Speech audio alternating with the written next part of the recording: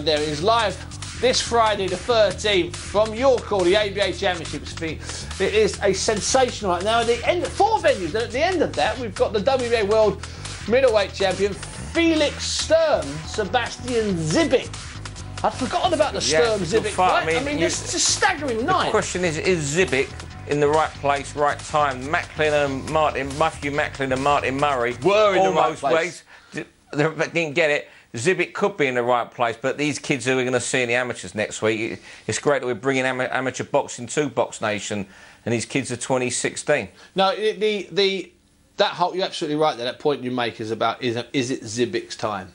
Because if it was Macklin now getting a rematch, or if it was Murray now getting a rematch, you'd have to favour them, wouldn't you, to pull it off this time? Macklin would have no chance getting a rematch, and I know Hatton Promotions, they really worked hard to try and get Murray the rematch, and it was like, I think every time they went back and trying to strike a deal with him, it was like hitting a brick wall for them, and they got absolutely nowhere. And poor old Martin now, I think he's going to fight now in June somewhere in this country. That's because the Chavez fight he couldn't get his visa in time. But delight for Limerick's Andy Lee, because he has managed to get that. I'll try and get Andy Lee on the show, because Andy's a good friend of mine. I've known him since he was at Repton, the little skinny leg, little travel boy at Repton. Yeah, I'm pleased, because I've been out to that Klitschko camp a few times, and he's always out there just keeping himself to himself. He's getting on with his stuff, doing his exercises and stretching with the sparring partners who are there for Klitschko. No, he's just totally ignored. Obviously, he has his hour in the morning with Manny, and then he's there in the afternoon just doing his stretches. And I've been over there, and I guarantee, Steve, 10 of the people with me, I'll be the 11th, I guarantee 9 of them wouldn't know he was, and he's a lovely kid, really sweet kid. Yeah, there's some sort of talk that he's some sort of relative of Tyson Fury's. I'm not quite sure, but I'd love to see him do well. But getting a points decision down, is it in El Paso or somewhere? It's going to be a tough one. It's going to be a very tough one. Of course, Chavez got to sort out his legal problems, because just before his last fight, which he didn't look that sharp in some ways, he was like speeding and drink driving only 2 weeks before the fight. Staggering. You know, and I think I saw some of the other day, the date of it is sometime this. I think it might be next week or the week after. It's sometime this month. He's appearing to get sorted out for that. But I'd imagine he's going to get some sort of... I don't think it's serious enough for him to go to prison or affect his training. But it's worrying that the way he might be living before fights, and, you know, people going about this strict regime and how strict Freddie Roach is over these fighters, and he's letting this kid's... You know, we had a guy on the show the other day, Jamie Kavanagh, and who's with Freddie, and he just about admitted that Freddie is overworked. He just about said it. He didn't say it quite like that. He said that in that gym there is so much going on, there's too much going on, there's too many big fighters there, and then he did admit something that other fighters, don't say Amir Khan, have mentioned in private, is that Freddie is definitely in the Pac-Man business first and foremost, and then he's in the rest of it, which is understandable, don't get me wrong. He's been there longer than Amir Khan. But he doesn't say that, Freddie. No. You know, in all fairness, he doesn't. I mean, I've never seen Pac-Man go to Bolton on the train, have you? No. I've seen Amir go... I've never seen Pac-Man running with Joe Gallagher on the peaks, up in the low peaks. Sunday morning run with the Smiths chasing after him. No, the thing about that gym, though, Steve, I remember Matthew Macklin said to me, when he went out there for a period, he said, you'll be there sparring, loosening up, and you'll go in and Freddie will say, Matthew, you're in 7 rounds. So you'll be sparring away in these bags, there'll be a guy next to you, you've no idea who he is. Sure. Then suddenly...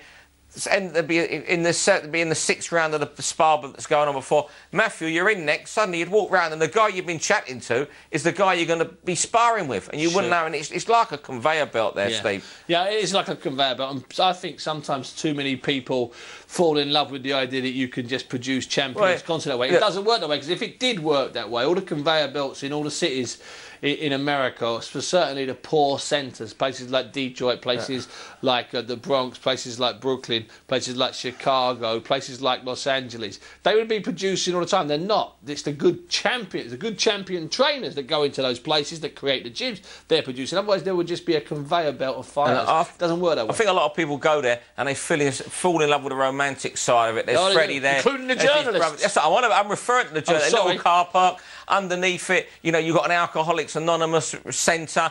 Next to that, you've got a Thai restaurant. Next to that, you've got Pac-Man shop where they sell his merchandise. And it's not the greatest area. I was over there last year. I went there to watch Matthew Hatton went there to do his workout. and I went in a Taco Bell. I was actually at Taco Bell at lunchtime, and a guy come in actually begging me for money. They're usually outside in this country. Actually come in Taco Bell asking for a couple of dollars. Oh, that's Freddie's gym. But in all fairness, if ever you're on any kind of tour in America, if you're on holiday and there's certain things to see, and and if you're in Vegas, remember, what you have to understand about Vegas is that despite the fact that it's got this 25-year rich, fantastic, glorious history, I know there were fights in the 70s and 80s, but it's got a good sort of 25-year solid history. MGM, of course, since about 92 or whenever it opened, and obviously Mandalay Bay and Steve Wynn at the Mirage put on some big fights. But if you go there, this is the absolute truth, you go to the day after a fight, there's nothing. Apart from one or two guys hustling you to sell you T-shirts for $1, they were trying to flog to you for $20. It's amazing. There's no feeling afterwards. It's completely and utterly gone. There needs to be, what it needs to be in Vegas is some sort of tiny, but at the same time, a museum that would be like a magnet for fight fans when there's no fight. Sure, I'm surprised I haven't been one set up by one of these casinos. But it's quite, it's quite the ruthlessness of Vegas that cash is king, because once that fight's over, there's no money coming in. You go through the MGM, say, the morning after a Pacquiao, any fight that's been on at the MGM Grand Garden, the next morning, the banners are getting pulled down, and what they always put up, Steve, is who's the headline act in the MGM Grand Garden the next week. Be it a boy band, Iron Maiden, whoever, and for that week, that is Tom Jones, that is the big event in the arena the following week, and it's literally 10 o'clock the next morning.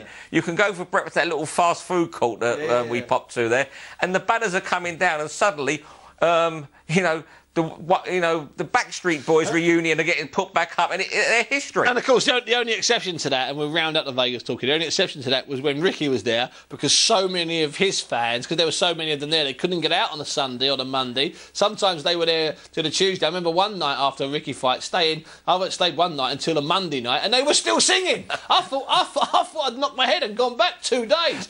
Listen, just